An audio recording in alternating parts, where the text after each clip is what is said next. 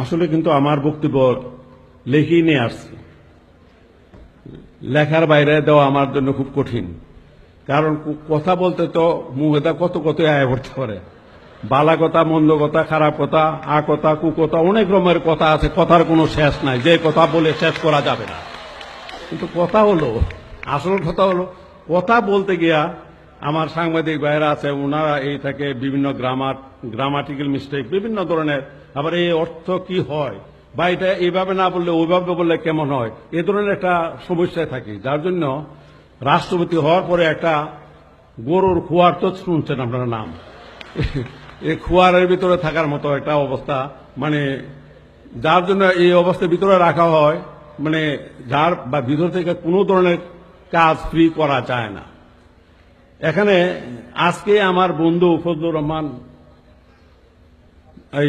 মানে ফারুক, সে আমার ছাত্র জীবনে যখন নাকি আমরা এই 60-এর দশকে রাজনীতি করছি, ছাত্রলীগ করতাম, তখন আমরা একসঙ্গে কাঁধে কাঁধ মিলে স্লোগান দিচ্ছে, কত কি করেছি।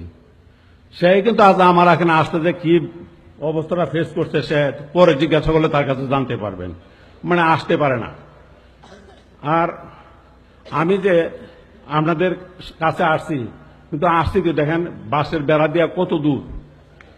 এই যে আমরা গান অনেক সময় শুনতাম, মাঝে মাঝে নিজেও গাইতাম যে দূরের মানুষ কাছে আসো, শুনবে যদি আমার গান। এখন অবস্থা এমন হয়েছে, কাছের মানুষরা ঠেঙ্গা দূরে ফেলাইছে, আশেপাশে আসার কোনো সুযোগ নাই। এই হলো আমার অবস্থা। আর অনেকেই মনে করে যে রাষ্ট্রপতিতে আমি না জানি কত আরামের সুখে শান্তিতে আছি। আসলে আমার রাষ্ট্রপতি হওয়ার পরে আমার জীবনের 12টা বাজছে।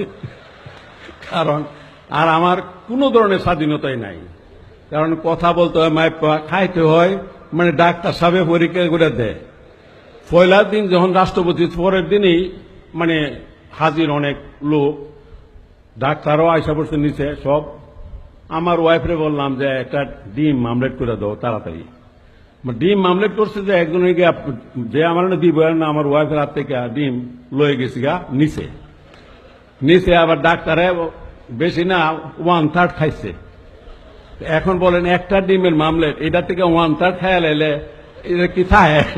আমি তো দেখি এক ডিমের থেকে আবার এটা খাইলো কি এটা ডাক্তাররা টেস্ট করে দিছে, মানে এই টেস্টের খাবার সকল খাবারে কোনো ডাক্তার সাহেব আগে ভাবটা এমন যে ডাক্তার সাহেব খাইবো, খাইলে যদি উনি না মরে তাহলে আমার দিবা, তা আমার মরবার লেগে দিত না। অর্থাৎ এখানে মনে হয় খায়া যাতে না মরি, মরণের স্বাধীনতা এখানে নাই। এ ধরনের একটা অবস্থার মধ্যে আছে। রাত্রে ঘুমাইলে এটা আরেক আজব ব্যাপার, দরজা কিন্তু লক করে ঘুমানো যাবে না, দরজা খোলানো লাগবে। কারণ এই ঘুমের মধ্যে কোন সময় কি হয়ে যায় ঠিক নাই, এই জন্য এইটা খোলা যে কোনো সময় যাতে ঢুকে পড়তে পারে।